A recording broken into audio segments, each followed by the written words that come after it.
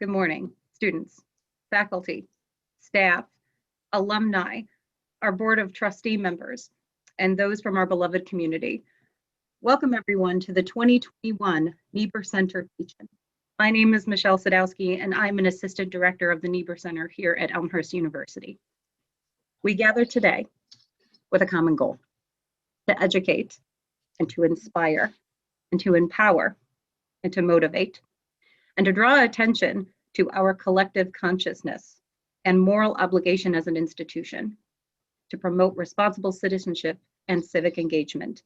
This is what truly lays at the heart of a teach-in. The 1960s brought us the rising of mass movements and protests, people coming together to champion the rights for so many different historically marginalized populations, from civil rights to women's rights, the rights of ethnic and indigenous peoples to student rights. The waves of aftershock from this time have continued to ripple on through the generations. It is the students, though, in particular, to whom we give credit for this day. Students who back in the 1960s had opinions on a multitude of political, economic, and sociological issues, and they demanded a voice. The takeovers of college campuses forced incredibly meaningful, necessary, difficult conversations. Since the 60s, teach-ins have continued across college campuses throughout the following decades all over the United States, including right here at Elmhurst University. Though our institution has held a number of teach-ins over the course of its history, today will be our 4th annual event. In recent years, we've collectively discussed free speech on college campuses. We've confronted the root causes of violence, understood its effects, and promoted social and economic justice. We've explored the art of inventing hope when change and justice for all has seemed beyond our reach in an impossible endeavor. This past year, the world lost 2 of its greatest troublemakers: activist and Representative John Lewis and Supreme Court Justice Ruth Bader Ginsburg. The legacies of the incredible work of these 2 individuals surround our lives on a daily basis, with us rarely stopping to take notice. We've spent this week, Make Good Trouble Week, gathering in their honor, as well as in respect to Madiba, Nelson Mandela, one of the greatest leaders our world has ever seen. And now we come together to continue the conversation and become witnesses to history in our own right through one of the most powerful ways which we as human beings can communicate with one another: through memory and through testimony. Before I introduce today's keynote speaker, I would like to share our time with Dr. Dean Pribenow, Vice President for Academic Affairs and Dean of the Faculty, as well as President Dr. Troy Van Aken, both of whom would like to say a few words of welcome. Thank you. I'd like to kick this off to Dean. Thank you so much, everyone, and welcome to today's event. I was delighted to get an invitation from Michelle to greet you today. And I'd like to begin by recognizing the many people who have planned and led and participated in the Niebuhr Center Teach-In Week. And anyone who's ever planned a large event like this can attest to the time, energy, and effort required to make something good happen, and especially to make it happen in the middle of a pandemic. So to all of you, please accept our recognition and gratitude. I'm approaching my 1-year anniversary at Elmhurst, and so this teach-in is my first here. And I was delighted to learn that this is our 4th annual teach-in event, signifying that it's becoming a part of our campus culture. And that seems so appropriate to me. We all know that central to our institutional vocation, our calling, is providing transformative educational experiences for our students.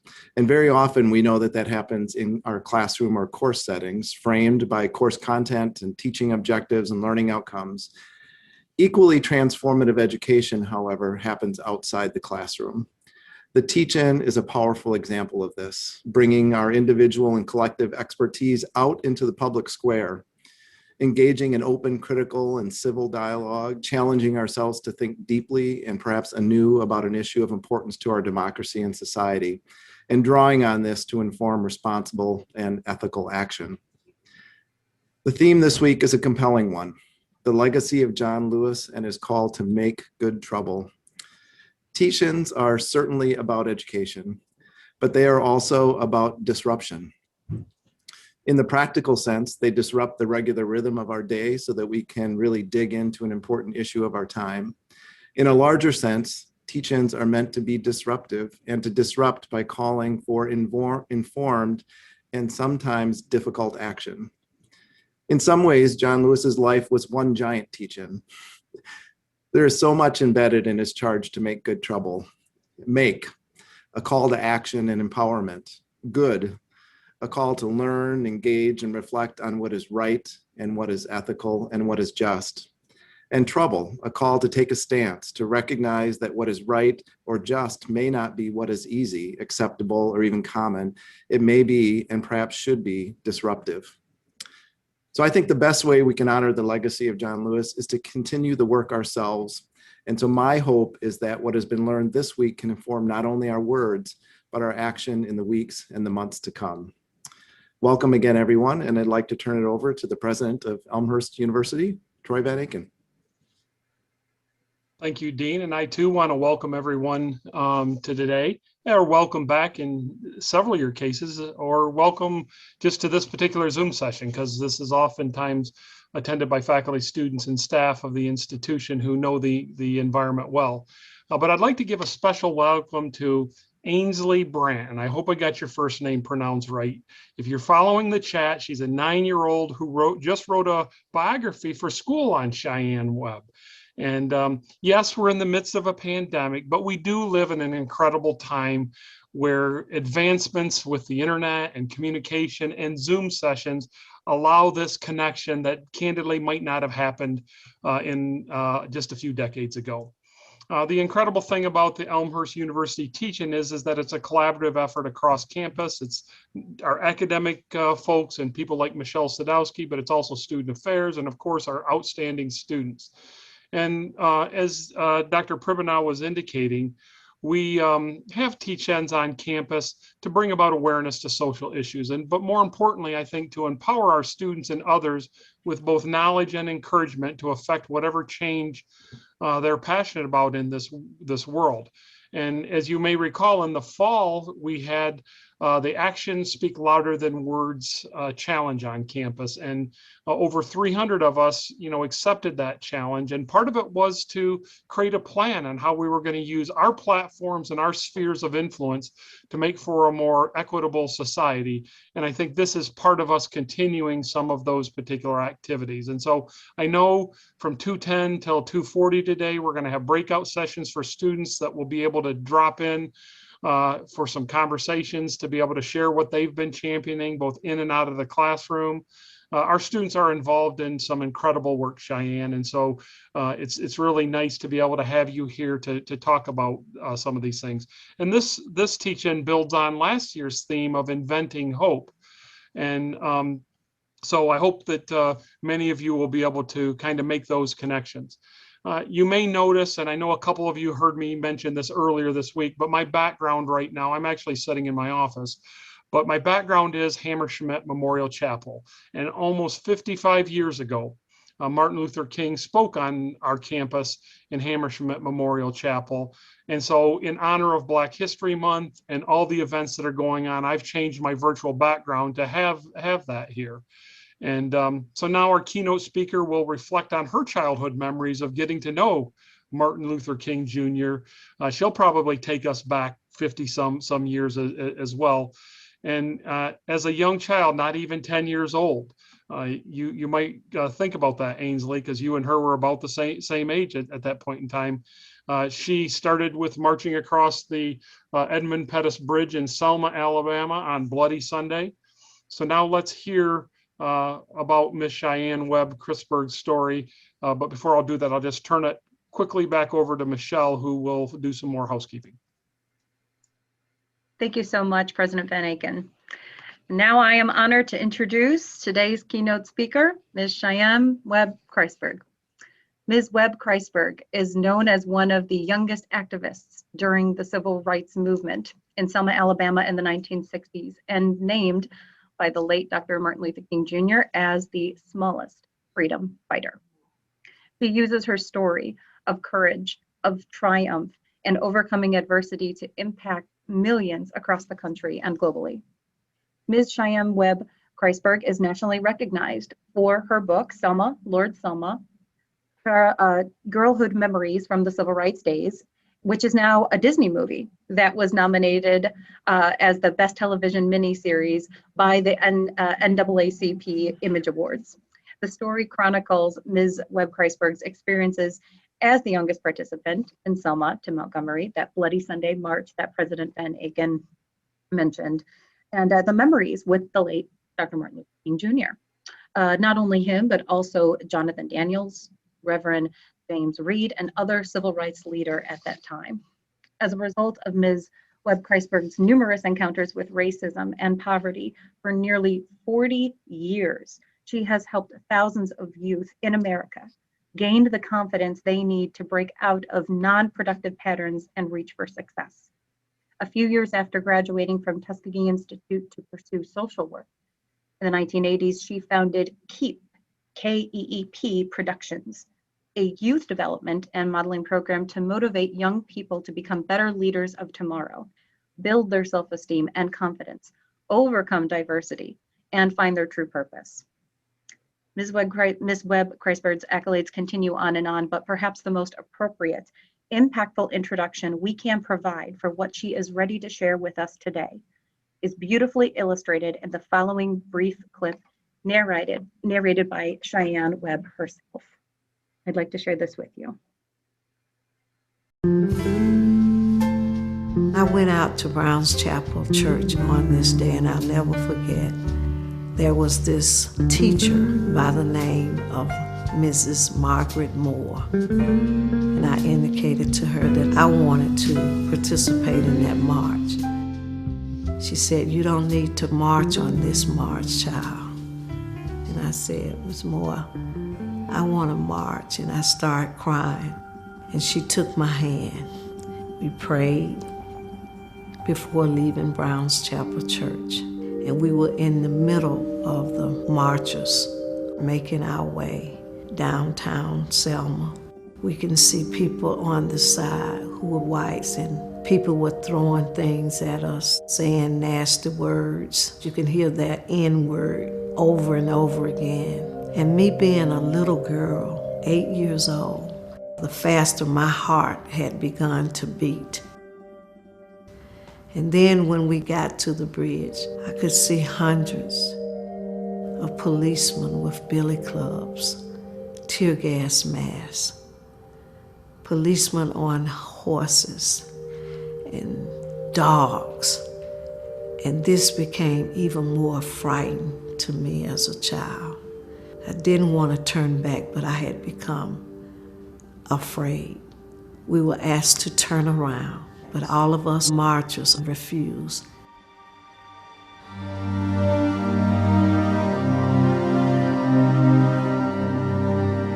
Racism unleashed its brutality upon us. Tear gas burst in the air, dogs and horses trampling over people. People were being beaten down, and many of us just started running with tear gas burning our eyes. And I had separated myself from Mrs. Margaret Moore, trying to make my way back home. Both my parents were standing in the door, and I ran straight up the stairs to my bedroom crying. There was this song that we used to always sing during many mass meetings. Oh freedom, over me, and before I be a slave, I'll be buried in my grave and go home to my Lord and be free. As that little girl, I can vividly remember those things that happened when much blood, sweat, and tears were shed in an effort for people to gain their right to vote. Please, everyone, join me in welcoming Ms. Sheyann Webb-Christburg. Thank you. Thank you so very much. Every time I reflect on that day, sometimes it becomes very emotional to me. But that's just how real it was back in the 60s. Let me first take this opportunity to thank President Troy Van Aken, the Dean Preveno, and Michelle. I want to especially thank you and your team for working on this event. I've been looking forward to it. I want to also thank the faculty and staff, the alumni, the board of trustees, but especially the students of Amherst University. I'm always delighted to share my story with people. And I think it's very, very prevalent today, or even more prevalent, that these stories are shared with young people in an effort that they not only know the history, but they can look forward to becoming change agents based upon such a time as this. True success starts in an attitude and it ends in an action. It comes from belief in oneself and belief in one higher than oneself. However, it comes quickest to the one who combines confidence and determination with energy and enthusiasm. These words hold truth with me because it was when I was 8 years old growing up in the Selma civil rights movement when my life was changing without me really even knowing it. Growing up in George Washington Carver projects from a poor family of 8 during the 60s, it was rough. Growing up in the midst of experiencing and witnessing racial discrimination, violence, injustices, inequality, tears, and even death of people that I had the opportunity to meet as that little girl, as I grew in that movement in Selma, Alabama. This was devastating. I remember vividly having the opportunity to meet such heroes and sheroes like Jonathan Daniels, who took me to the Dairy Queen, and he could not even get an ice cream cone for me because he had a black little girl with him in the car. And I remember crying on that day. And Jonathan Daniels, who was that young minister who had come from Massachusetts to join in that movement, many times he would find himself explaining many things to me that I didn't understand. And then, of course, Jonathan Daniels would die.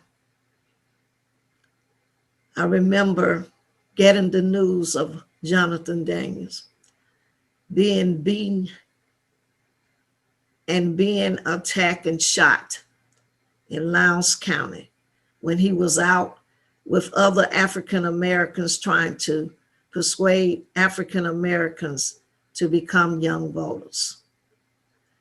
Jonathan had gone in a store with the black woman that he was, one of the black women that he was canvassing with. And of course, the owner of the store asked him to leave and asked the black woman to get out of the store. And when he would get his shotgun to shoot the African-American woman that was in the store with Jonathan, Jonathan would jump in front of the bullet, and he took that bullet. This was a sad occasion for me because I had spent many occasions with Jonathan. He was the young minister who would make it clear and plain to me based upon the questions that I had, that many times my parents wouldn't even answer. And then having met Viola Liuzzo, who was another white young woman who came to Selma to join in that struggle. And after having met Viola LaRusso as my ears when I was a little girl, I had many times when I would talk and share good times with Viola. And then to hear that she had died because she had gone to Montgomery to pick up African Americans who were coming from the airport to join in that struggle. And because she was transporting Black African American men, she was shot and killed.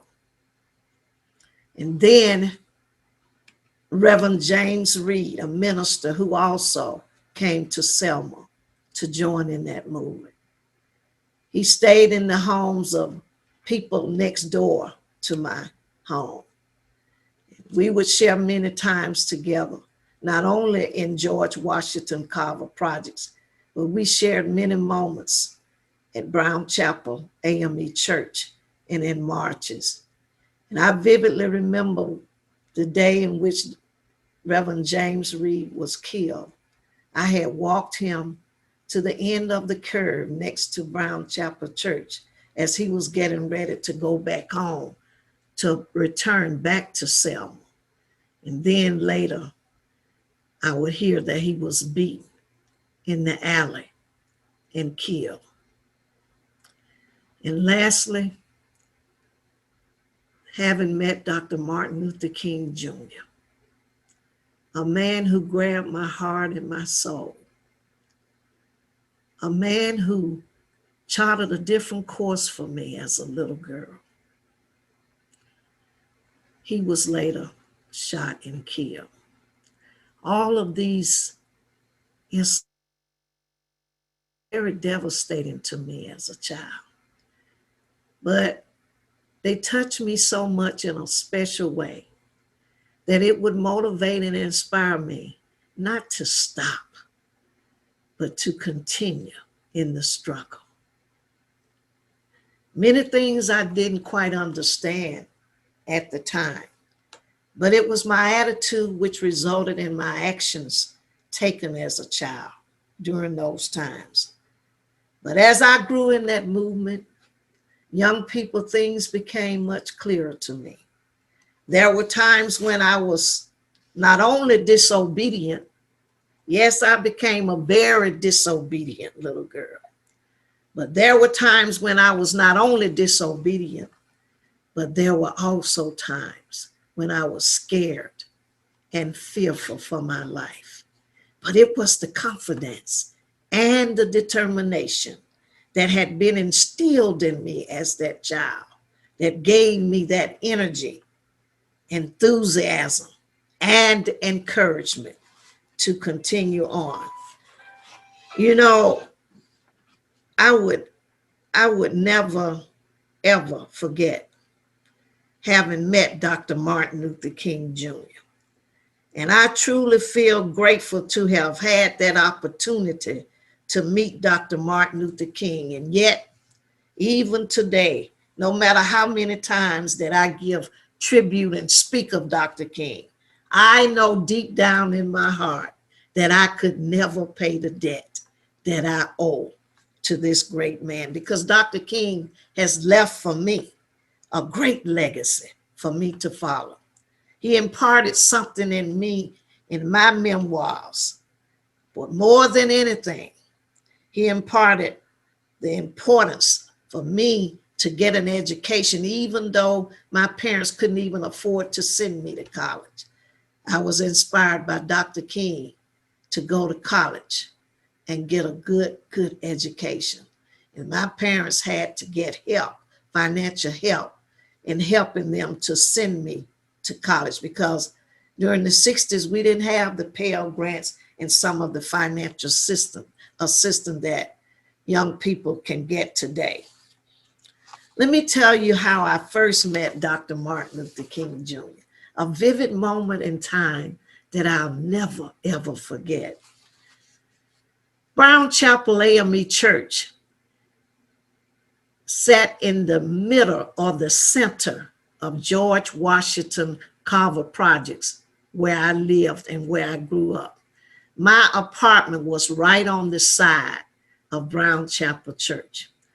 My best friend Rachel and I, we would always play in front of the now historic Brown Chapel AME Church.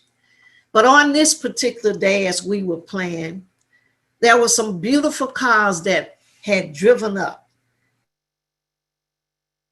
gravitated our attention, and we found ourselves walking closer to those cars. There we saw people getting out of their beautiful cars. And then there were these men who had surrounded this one particular man. And this man had on a nice white starches shirt, Michelle, a black tie, and some nice black slacks. And this one particular man who was among them, he was assisting in putting a black suit coat jacket on this man. And as he was doing that, he turned to my best friend Rachel and I, and he said, "Do you children know who this man is?" And of course, we didn't know who any of them were.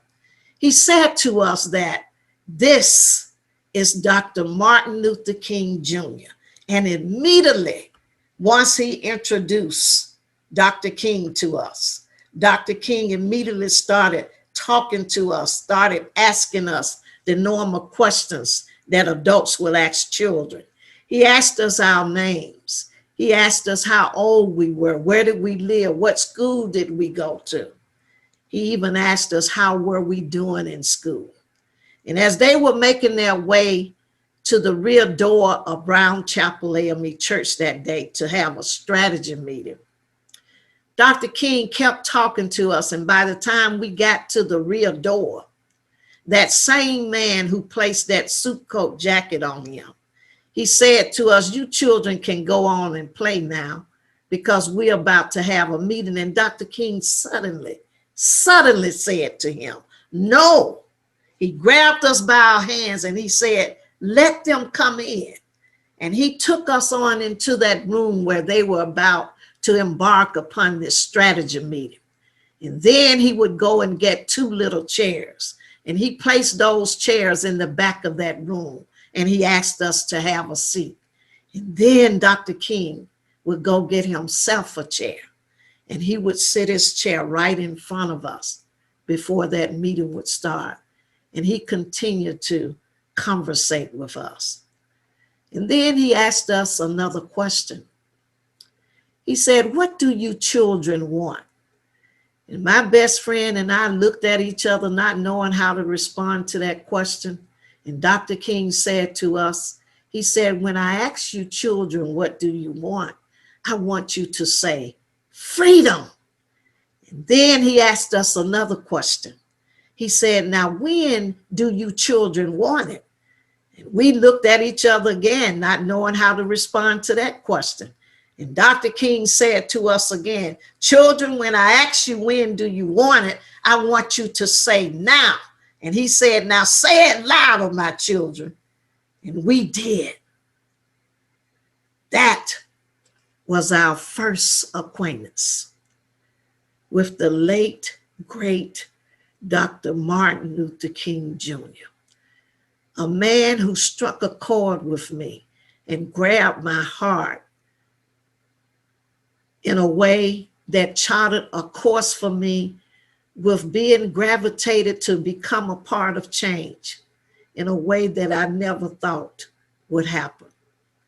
I was so excited about meeting this special man who had given us that special attention, who seemed to be very important even among the people in which he was with. Dr. King would say to us before that meeting would start, he said, "I want to see you children before I leave." And my best friend and I, we were in and out of that church, and I couldn't wait to get home to tell my parents that I had met this man by the name of Dr. King. And do you know, when I went home filled with excitement to tell my parents that I had met this man by the name of Dr. King, do you know what my daddy said to me? He said, "You just better stay from around that mess. Don't you go back to that church." I didn't quite understand that.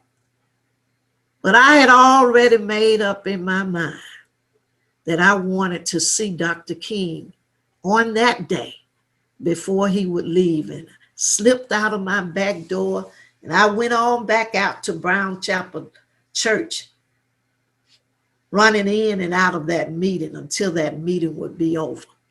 And when that meeting was over, Dr. King seemed like he was still happy to see us two little girls again. And as he was getting ready to leave with his entourage, we walked Dr. King and we walked with him back to his car. Dr. King would pick me up and say to me, he said, I want to see you little girls when I come back to Selma, because we're about to start a movement here and we're going to be having mass meetings. And little did I know what a movement was, nevertheless was. But all that I knew is that I wanted to see Dr. King when he would come back to Selma. I would go home and I would talk to my parents. And the thing that really got me off the hook, young people, from getting spanked that day, because my parents wanted to know what was going on. And I was trying to explain to them as best I could. Then my daddy still told me I need to not be bothered with that. But that mass meeting would come, and even in spite of my dad telling me not to become involved or not to even go to that mass meeting, I had already made up in my mind that I wasn't going to let nobody turn me around. And I made my way to that mass meeting at Brown Chapel Church, like so many other courageous people who were there, waiting for Dr. Martin Luther King to make his entrance in. Before Dr. King would come, I went and sat on the front pew of Brown Chapel Church on that night. And I joined in the singing of freedom songs. Didn't quite know the words or the lyrics to all of those songs, but it didn't take me long as I continued to matriculate in learning those songs and going to those mass meetings. But my best friend Rachel and I were clapping our hands. We joined them in prayer. We were singing freedom songs, and there was one song that was being sung that was entitled, "We Shall Not Be Moved."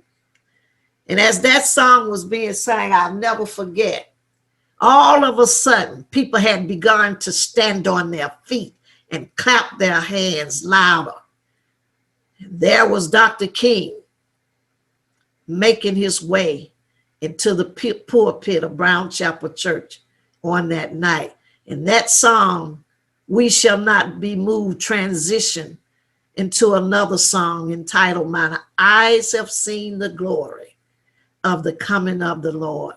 And I remember Dr. King and his entourage, as they made their way to that pulpit, Dr. King just stood there looking over the audience.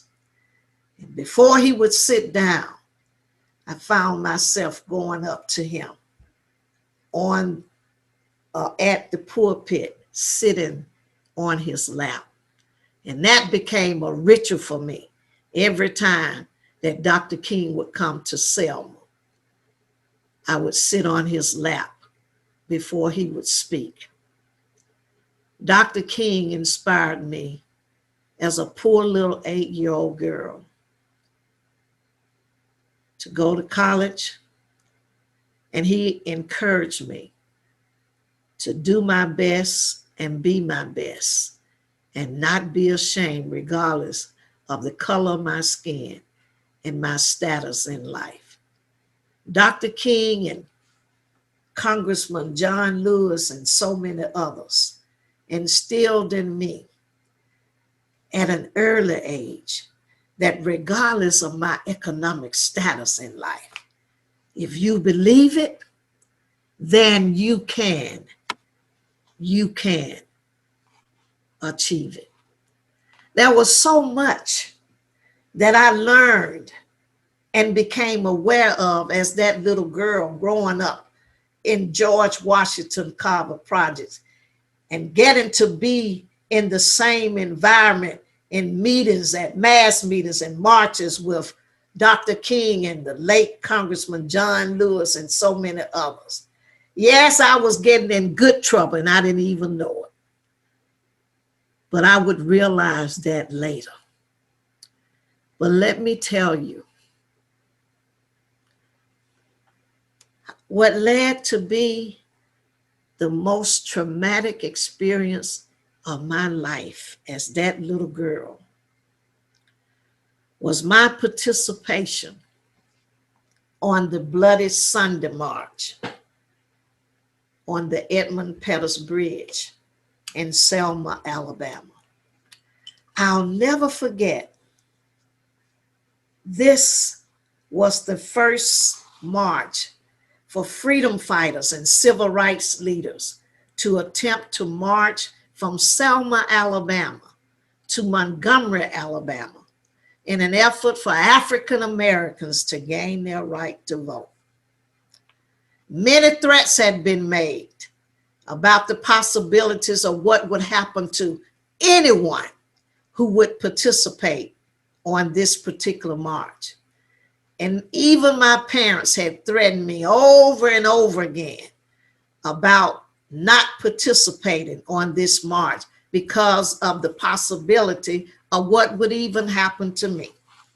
But again, in spite of those threats, I had already made up in my mind when my best friend Rachel said no because she was scared that I was going to participate on that march. And I remember leaving out my back door on that day, going out to Brown Chapel Church. And normally when I go into the church for a meeting or mass meeting, I would go to the front pew, but on this particular day, I went and I sat on the back pew. And I sat there listening to the late Congressman Lewis and the late Hosea Williams as they were giving instructions to all of the courageous marchers who had come in spite of the threats to participate on this march. And they had given special instructions in terms of us using Dr. King's ministry of nonviolence on this march. They said, we're going to walk silently with our heads high, and we're going to go and march. And I remember when they asked everyone to go out to the front of the church and line up, and as people were leaving out of the church, they were trying to discourage me from marching on this day. And then I would follow them. When I went out to the line, I saw Mrs. Margaret Moore, who was one of the teachers who stood against the odds that I knew because she taught me Sunday school. And when I went to her, I indicated to Mrs. Moore that I wanted to march, and she indicated to me that I really didn't need to participate on this march. And I started crying. And as I stood there crying, Mrs. Moore just took me by my hands and said, come on, child, we're going to march today.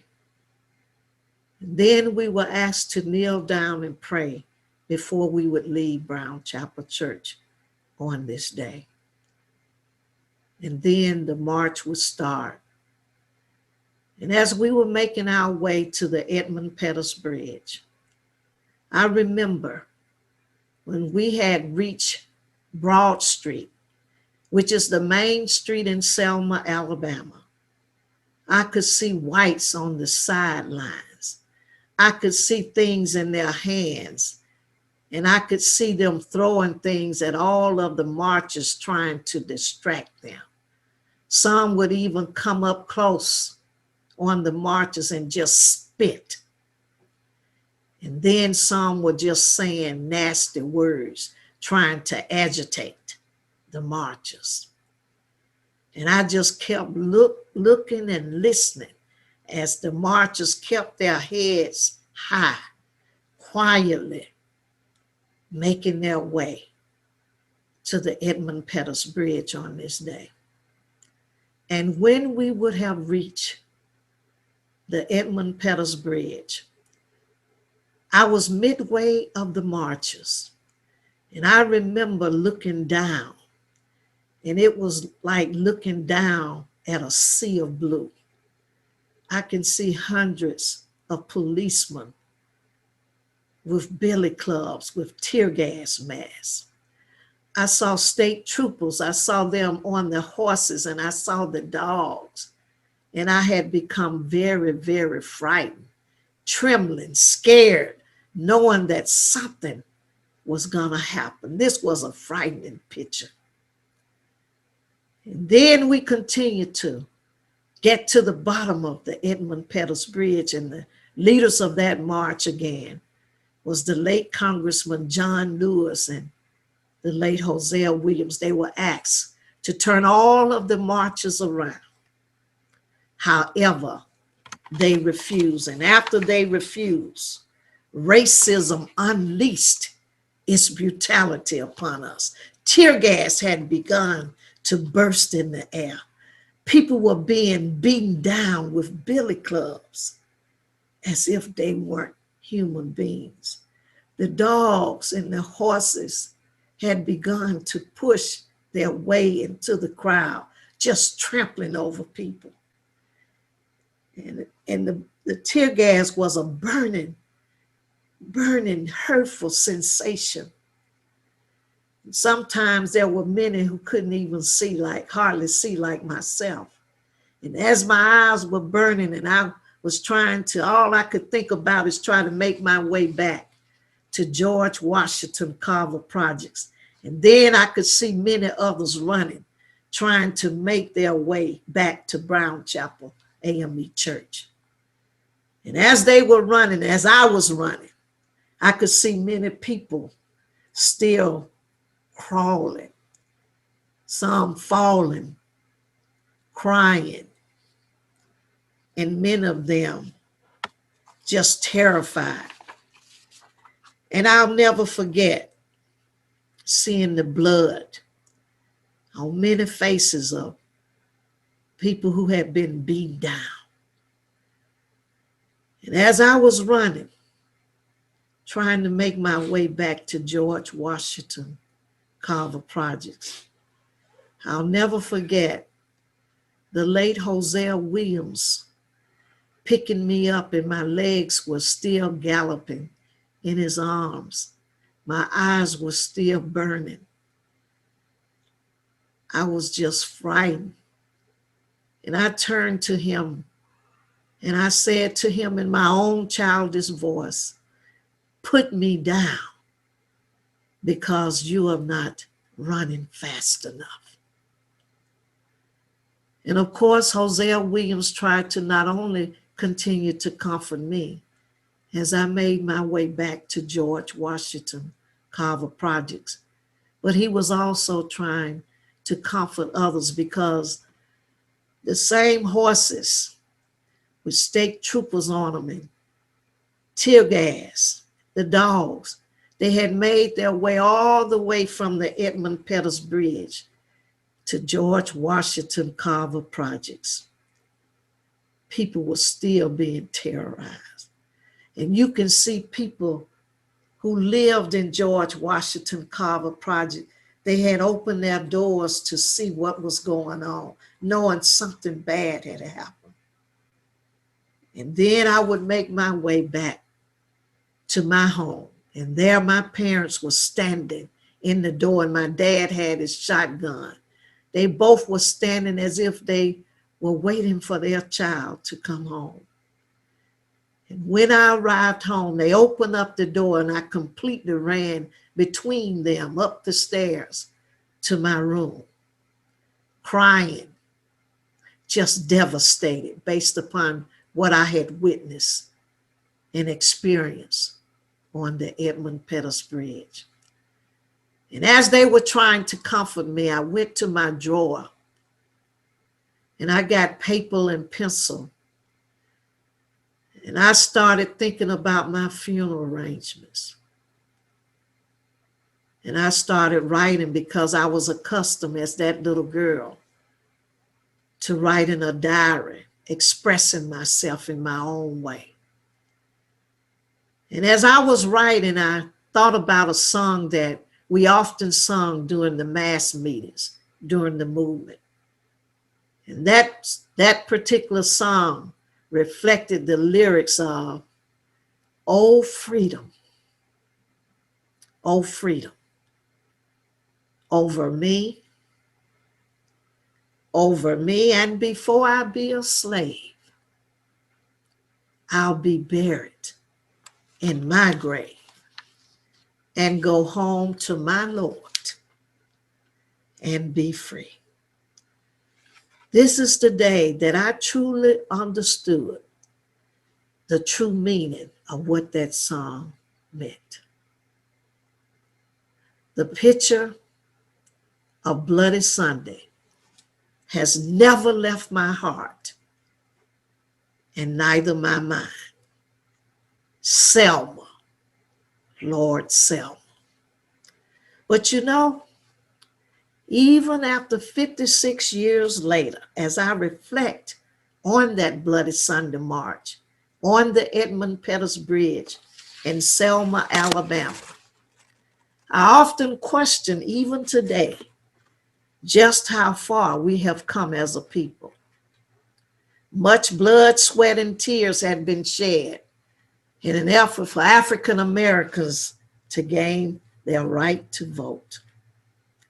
But even today, even though we have elected our first African American president, and even our first American female vice president, there's still much work to be done. And we still have a long way to go. 2020, I never would have thought that I would be witnessing, just like yourselves, the death of George Floyd, Breonna Taylor, and Jacob Blake, and so many others, senseless deaths. It saddened me, and I couldn't help but to reflect on what happened and what we were challenged with in the 60s. But 56 years later, we see through those episodes that the struggle is not over. Not only in southern states, but all over the United States. Today, racism still rears its head in an attempt to disarm people of their identity and respect as human beings. But I will submit to you today that I truly feel optimistic, particularly when I saw young people of color come from all over the country to stand up and say enough is enough for what they believed that was right, and joining in the nonviolent protests in making a difference.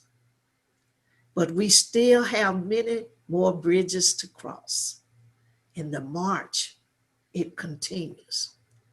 And I submit to you today that we have progress politically, socially, and economically, but we still have a long way to go. The time has come for all of us to continue to have meaningful and lasting dialogues about the things that will unite us and fight to resolve those things that has divided us as a nation. This is a time for us as a people to evaluate our past, examine our present, and chart a new course for the road of recovery ahead. You know, for us, Dr. Martin Luther King, Congressman John Lewis, Rosa Parks, and many others. They should mean that it's a time for us to have a call to action, to return to our communities and begin engaging in building a more inclusive community. We all see very clearly that the calling and the opportunities are here.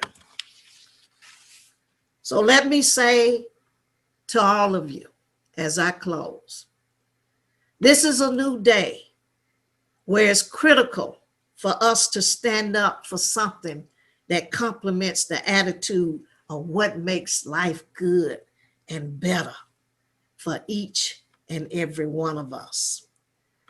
Even though progress has been made, there's still much work to be done. And we all need to be a part of making a difference in this process. We are at the right point, at the right time in our lives to implement plans for a positive change. So if we're going to continue to have our teachings, if we're going to continue to celebrate our past, we must always remember from whence we have come, because we are still standing on the shoulders of so many. And we must remember who paved the way for all of us. We must remember that it's important for all of us to find an individual spirit of hope, an individual spirit of courage with a strong sense of determination and commitment, and knowing that individually you can make a difference. I'm convinced that we can make this world a better place if we too embrace similar principles of that of Dr. Martin Luther King and that of the late Congressman John Lewis. So I leave you with these questions. What is it that you believe in? What is your dream?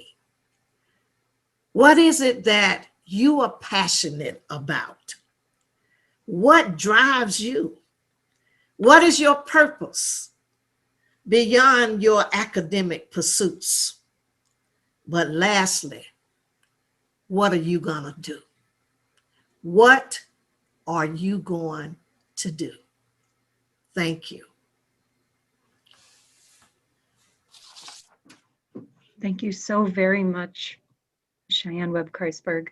If anyone has any comments, questions, anything that you would like for us to relay to Sheyann, please feel free to go ahead and put that in the chat here. We do have a few minutes before we jump onto some phenomenal breakout sessions. Okay, just one moment. I do see, Sheyann, there are some, looks like some comments, questions coming in. I'd like to read this to you. This is coming from one of our faculty members. She was so struck by the experience of a young girl and her parents. She is a new mother to a Latina girl, and although she certainly hopes that she'll be involved in social justice issues, that she'll also have a tremendous amount of fear in letting her participate in actions that could be dangerous. Her as a mother. I'm so glad, by the way, that this question is being asked, because this is one of the things that I was thinking about as you were speaking, Sheyann, as a mother of a 1-year-old and a 3-year-old who I want to, as they grow older, go out and do good. But there is also an underlining fear of how do you also keep your children safe. So I'd love, she would love, I would love, we would both love to hear a little bit more about how your parents handled your activism as a young girl. I know you spoke to this a little bit, you know, that they were a bit hesitant, right? But also, you know, if you were a parent, how would you feel about all of this? Well, I think you've asked me a number of questions, but I think they all boil down to much of the same. Let me say to you that they didn't let me. It's just what I did. I took it upon myself because, you know, during the 60s, my parents, they worked in the factories and they were hard workers to really, you know, take care of the children. And they had to work. And because they had to go to bed early, because they had to get up like 4 o'clock in the morning to be at the factories at 5, I was able, there was windows for me to sneak out of my back door at night. And because they worked during the day, I sneaked out of my door when I was supposed to be going to school. And they didn't like this at all, because one thing that we all must know is that it wasn't ordinary for adults to join in that struggle because it was risky. I mean, you know, if you were seen even as a teacher, or if some of the whites who knew you, if they saw you being a part of that movement, that was a threat. That was a threat. And it was a threat with my parents, like so many others. And that's why they didn't want me involved, because I was a threat to them, you know, with losing their jobs. And but they just couldn't do anything with me. And it was not only that, the threats wasn't just as important to them. They were really afraid for me. They were afraid for me getting hurt. And then when other freedom fighters would have come to Selma to join in that movement, many of them didn't even have places to live. They brought their sleeping bags. They slept on the floor in the churches. And then some people were courageous enough to open up their doors for these freedom fighters. So when I would go out to mass meetings, there would always be a freedom fighter who was among the people who were there that would always walk me back home. And then they would try to explain to my parents that I was in good. Parents saw this, they became a little bit more comfortable, but they never became at ease about me being a participant. I was just a disobedient child who obviously was in the midst of people who really came to Selma to stand up for something that they believed in. And it didn't take me long to understand the difference between right and wrong. You know, I was very clear on that because I saw it every day. I would ask my parents questions many times when we would go places. Why can't we go in this restaurant? Why can't we go in this store? Why do we have to sit on this side that says for Blacks only? You know, I used to ask those questions. Sometimes my questions would be answered and sometimes they wouldn't. So really, it didn't take long for me to understand what was going on, the injustices and the inequalities that Blacks were actually dealing with, and why Dr. King and others came to Selma to help change that, but above all, to also afford African Americans to have the right to vote. And I knew that my parents didn't have that right, and that motivated me to even want to be a part of that change more. Thank you very much. Thank you. We have two other quick questions, and then we should have I think we should have time for both. One comes from Kenneth. He's curious, since having met Martin Luther King Jr., if you agree or disagree with some of the cinematic portrayals of his persona over the years. Of his what? How do you feel about the way that Martin Luther King has been portrayed throughout cinema over the years? You know, I never give in to the negative aspect. I mean, Dr. King did so much to impact all of our lives in a very good and positive way. And some of the sentiments that were portrayed of him in latter years, and sometimes you have to expect that. I learned that, when you're in the public's eye, when you've done a lot of great things with people, that there's someone who's going to try to betray you differently in a negative aspect. And but I never gave energy to that. I saw Dr. King the way I saw him after meeting him until his death. And that's the way that I would always remember him. Thank you. Thank you. It looks like we have an educator, a middle level educator who recently watched Selma, Lord Selma with her 8th graders. And her students want to know, do you happen to know what Rachel is doing today? And they're also curious if you know whatever happened to Jimmy Lee Jackson's mother, Yola. Okay, let me answer the first question. Rachel and I, we were different as little girls growing up. She was a type of child that she basically obeyed her parents. And then she basically was afraid of things that I wasn't afraid of. So based upon our insights and based upon the of both of us, we were different even as little girls. We were good friends, but we had different views and we took different stance on things. And that even holds truth today as we are adults. Rachel's home enjoying her grandkids, and I'm out here as a change agent. I enjoy working with young people, and I have always been a particular mover and a shaker and a change agent since I left home to go to college. I was active there. And when I came to Montgomery, and I've been active since. But she's enjoying her life with her grandkids. And we're just two different people with two different personalities, and we are in touch with each other. Oh, that's wonderful. Thank you. Okay, we are running a little close on time here, so I want to say thank you so much again, Ms. Sheyann Webb-Christburg. All today we've heard remarkable testimony.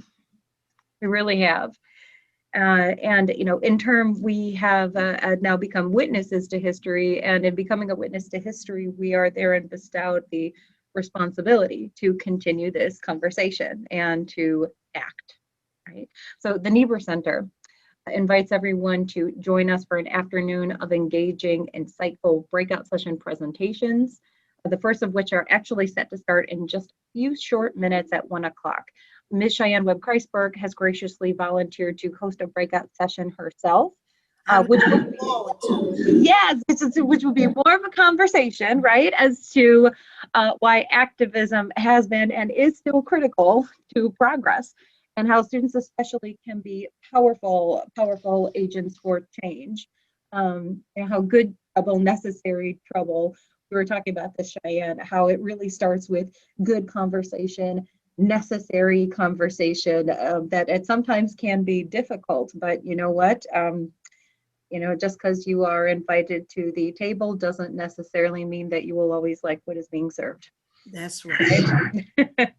And so we ask for students, especially, all are welcome, but especially students, to join Sheyann in just a few minutes at 1 o'clock.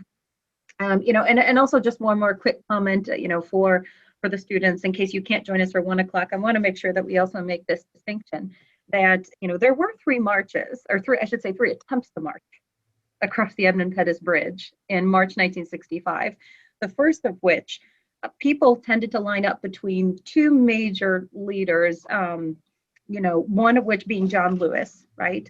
And the other which being Hosea Williams, who was part of the SCLC, that is Southern Christian Leadership Conference, which Martin Luther King belonged. Now, John Lewis represented SNCC, the Students Nonviolent Coordinating Committee.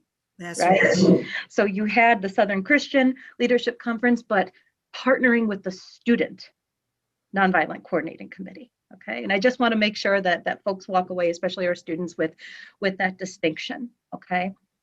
So in addition to your breakout session, we have a few others.